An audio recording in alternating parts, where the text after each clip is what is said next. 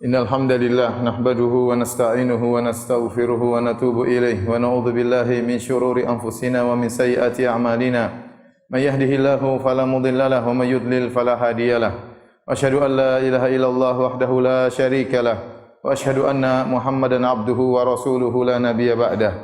Ya ayyuhalladzina amanu taqullaha haqqa tuqatih wa la tamutunna illa wa antum muslimun. Fa inna asdaqal hadithi kitabullah wa khairal huda huda Muhammadin sallallahu alaihi wasallam wa syarrul umuri muhdatsatuha wa kullu muhdatsatin bid'ah wa kullu bid'atin dhalalah wa kullu dhalalatin finnar. Ma'asyiral muslimin, usikum wa nafsi bittaqwallahi faqad fazal muttaqun. Sungguhnya kaidah menyatakan inna syarafal ilmi bi syarafi ma'lumihi. Sungguhnya kemuliaan suatu ilmu sesuai dengan objek ilmu tersebut. Semakin tinggi topik yang dibahas oleh ilmu tersebut, maka semakin tinggi pula ilmu tersebut. Oleh karenanya, ilmu agama adalah ilmu yang sangat mulia. Kenapa? Karena objek yang dipelajari adalah syariat Allah Subhanahu wa taala. Lebih mulia lagi tatkala objek yang dibahas, topik yang dibahas adalah tentang nama-nama Allah dan sifat-sifat Allah Subhanahu wa taala. Oleh karenanya, ilmu yang paling bermanfaat bagi seorang hamba dalam kehidupannya adalah ilmu mengenal nama-nama dan sifat-sifat Allah Subhanahu wa taala. Walillahil asmaul husna. Sungguhnya Allah Subhanahu wa taala memiliki nama-nama yang terindah. Di antara sekian banyaknya nama-nama Allah Subhanahu wa taala yang terindah adalah nama Al-Halim. Al-Halim artinya Allah Subhanahu wa taala tidak segera memberi hukuman kepada hambanya yang melakukan kemaksiatan atau hambanya yang melakukan kekufuran dan kesyirikan, tapi Allah tunda azab terhadap mereka, Allah tunda hukuman terhadap mereka. Siapa tahu mereka sadar, siapa tahu mereka kembali, padahal sangat mudah bagi Allah Subhanahu wa taala untuk menghukum mereka. Allah Subhanahu wa taala berfirman, "Lau yu'akhidullahu an-nasa bidzulmihim ma taraka 'alaiha min dabbah, walakin yu'akhiruhum ila ajalin musamma." Fa idza jaa ajaluhum la yastakhiruna sa'atan wa la yastaqdimun.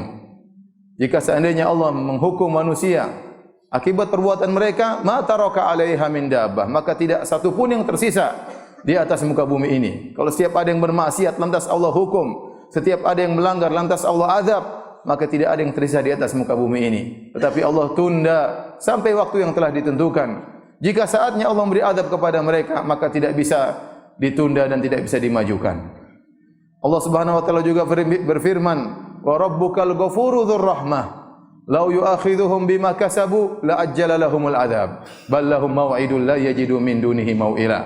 Kata Allah Subhanahu wa taala, dialah Allah Subhanahu wa taala, Rabbuka dzul ghafur wa rabbuka, dan Allah Subhanahu wa taala yang Maha Pengampun dan Maha Penyayang.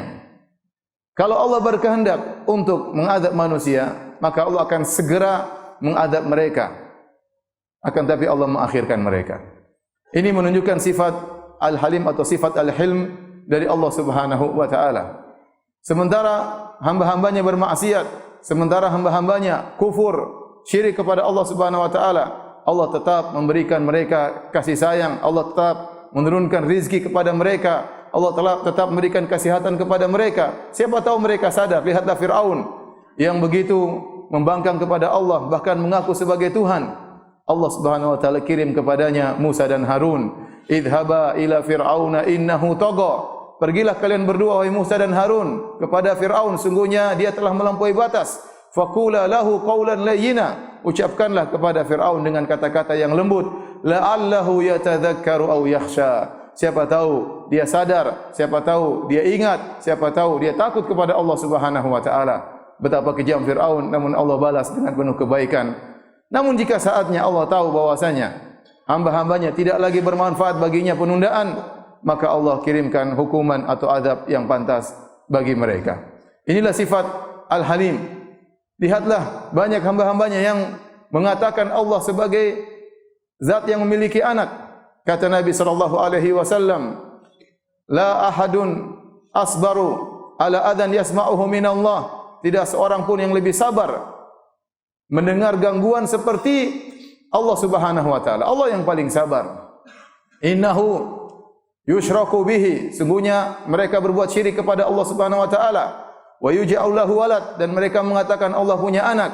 Thumma huwa yu'afihim wa yarzuquhum. Namun meskipun demikian Allah berikan keselamatan kepada mereka dan Allah beri rizki kepada mereka. Tidak lain agar mereka diberi renggang waktu, agar mereka bisa merenungkan, siapa tahu mereka sadar dan kembali kepada Allah Subhanahu wa taala. Karenanya tatkala seorang bermaksiat kepada Allah Subhanahu wa taala, dia ingat Tuhannya adalah Al-Halim yang Maha menunda azab. Bisa saja Allah memberikan azab kepada kita kapan saja Allah kehendaki, tapi Allah Maha baik. Allah ingin agar kita kembali kepada Allah Subhanahu wa taala, agar kita sadar dan takut jangan sampai satu saat tiba-tiba Allah turunkan azab dan hukuman kepada kita. Aqulu qouli hadza wa astaghfirullah li wa lakum wa lisa'il muslimin min kulli dhanbin wa khati'ah fastaghfiru innahu wal ghafurur rahim.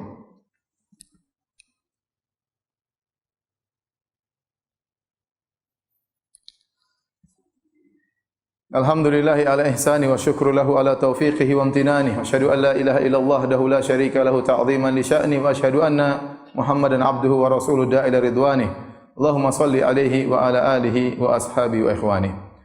Ma'asyiral muslimin, tatkala Allah memiliki sifat al-hilm atau al-halim, ya, maka Allah juga menyukai hamba-hambanya memiliki sifat tersebut. Karenanya Allah memuji sebagian hambanya dengan sifat al-hilm. Seperti contohnya Nabi Ibrahim alaihissalam. Dalam dua ayat Allah Subhanahu wa taala mengatakan, "Inna Ibrahima la halimun awwahun munib." Sungguhnya Ibrahim adalah halim. Dalam ayat yang lain, "Inna Ibrahima awwahun halim." Sungguhnya Ibrahim adalah halim. Lihatlah bagaimana sifat pemaafnya Nabi Ibrahim alaihissalam. Meskipun dia diganggu, diuji, dia tidak pernah meminta kepada Allah agar menurunkan azab kepada kaumnya. Lihatlah, dia dimusuhi oleh penduduk satu negeri, seluruhnya musuhinya. Mereka menangkapnya, lantas membuka bajunya, kemudian dinyalakan api dengan nyala yang sangat besar. Disebutkan di zaman tersebut tidak ada api pernah dinyalakan sebesar apinya Ibrahim. Lantas dia pun dilempar di tengah api dan sama sekali dia tidak berdoa kepada Allah, "Ya Allah, hancurkanlah mereka." Nabi Ibrahim alaihissalam diusir oleh ayahnya, dimusuhi oleh ayahnya. La illam tantahi la arjumannaka wahjurni maliya. Wahai Ibrahim, kalau kau tidak berhenti menasihatiku, aku akan merajamu, tinggalkanlah aku. Apa kata Ibrahim terhadap ayahnya? Qala salamun alaik, sa'astaghfiru laka rabbi. Keselamatan bagi engkau wahai ayahanda, aku akan mohon ampunan bagi engkau. Itulah Ibrahim alaihissalam. Kemudian dia diusir dari Babil, dari Irak, menuju ke negeri Syam. Di negeri Syam dia bertemu dengan orang-orang yang menyembah benda-benda langit, menyembah matahari, menyembah rembulan, menyembah bintang. Dimusuhi oleh mereka, diejek oleh mereka. Nabi Ibrahim pun tidak berdoa kepada Allah, "Ya Allah, binasakanlah mereka." Itulah Ibrahim alaihissalam. Demikian juga disebutkan masalah keluarga. Tatkala Ibrahim alaihissalam menikah dengan istrinya yang kedua, Hajar, maka Sarah pun cemburu. Bahkan Sarah ingin melukai Hajar. Para ulama menyebutkan, di antara Ibnu Hajar rahimahullahu taala, Ibrahim tidak marah kepada Sarah. Ibrahim tidak murka kepada Sarah istri pertamanya yang ingin melukai istri keduanya. Ibrahim mengalah, bersama istri keduanya mengalah, maka dia pun pergi membawa istrinya menuju Mekah agar kondisi menjadi kondusif antara istri pertama dan istri kedua. Semua itu dilakukan oleh Ibrahim karena dia memiliki sifat Al-Halim. Disebutkan oleh Ibnu Abi Hatim dalam riwayatnya dari Ibnu Abbas radhiyallahu taala anhuma, Ibrahim alaihissalam jika berdakwah, lantas ada orang yang menyakitinya, mengejeknya, mengganggunya, maka dia berkata, "Hadakallah, semoga Allah beri petunjuk kepadamu." Dia tidak membalas dengan kata-kata yang kotor, dia tidak membalas dengan doa keburukan kepada orang-orang yang mengganggunya. Itulah sifat Ibrahim Al-Halim. Padahal kalau dia mampu, dia bisa berdoa kepada Allah, Allah bisa membinasakan mereka tatkala itu juga. Maka Allah menyukai sebagaimana Allah Subhanahu wa taala memiliki sifat Al-Hilm. Ya, mampu mengadab tapi Allah tidak mengadab. Allah beri tenggang waktu supaya sadar, supaya kembali kepada Allah Subhanahu wa taala. Maka hendaknya manusia pun demikian.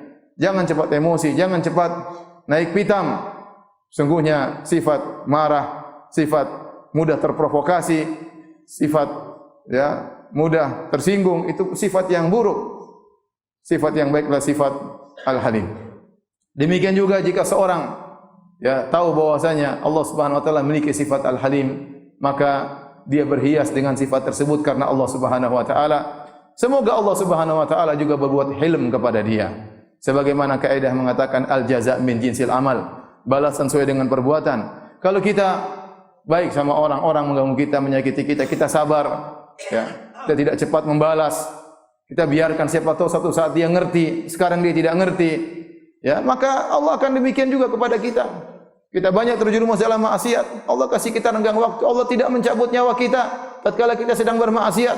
Allah tidak memberikan kita su'ul khatimah. Banyak kita melakukan kemaksiatan, Allah masih berikan kita nafas. Allah masih membuat kita bertemu dengan bulan Ramadan. Itu sifat hilm dari Allah Subhanahu wa taala. Maka berbuatlah hilm kepada orang lain, maka Allah akan berbuat hilm juga kepada Anda. Demikian dalam satu hadis, ada seorang dalam Sahih Muslim, kata Abu Hurairah radhiyallahu taala anhu berkata, "Inna rajulan qala lin Nabi sallallahu alaihi wasallam," ada seorang berkata kepada Nabi sallallahu alaihi wasallam, "Ya Rasulullah, inna li qarabatan." Sungguhnya saya memiliki kerabat wahai Rasulullah. "Asiluhum wa yaqta'uni." Aku menyambung silaturahmi kepada mereka sementara mereka memutuskan silaturahmi kepadaku. "Wa uhsinu ilaihim wa yusiuna ilayya." Aku berbuat baik kepada mereka, mereka berbuat buruk kepadaku. "Wa ahlumu anhum." Dan aku hilm kepada mereka. Aku sabar dengan mereka. Aku tidak membalas mereka, aku tidak membalas keburukan mereka, cercaan mereka, gangguan mereka. Wa yajhaluna alayya, namun mereka berbuat kebodohan kepadaku. Apa kata Nabi sallallahu alaihi wasallam? La in kunta kama qult, kalau ternyata kau seperti yang kau sifatkan tentang dirimu, fa ka'annama tusifuhumul mal, maka seakan-akan kau masukkan debu yang panas dalam mulut-mulut mereka.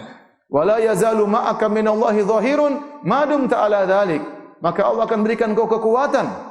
Selama kau demikian bersifat hilm kepada mereka, Allah akan berikan kekuatan kepada engkau selama kau bersifat demikian. Semoga Allah Subhanahu wa taala menganugerahkan kepada kita akhlak yang mulia, dan semoga Allah menjadikan kita hamba-hambanya yang bisa benar-benar mencintai Allah Subhanahu wa taala agar Allah pun mencintai kita.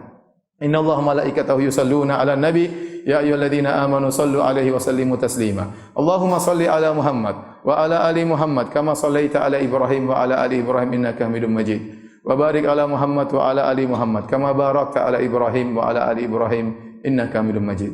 Allahumma ighfir lil muslimina wal muslimat wal mu'minina wal mu'minat al ahya'i minhum wal amwat innaka sami'un qaribun mujibud da'wat wa ya qadhiyal hajat. Allahumma ati nufusana taqwaha wa zakkiha anta khairu man zakkaha anta waliyuha maulaha. Rabbana atina fid dunya hasanah wa fil akhirati hasanah wa qina adzaban nar wa aqimus salah.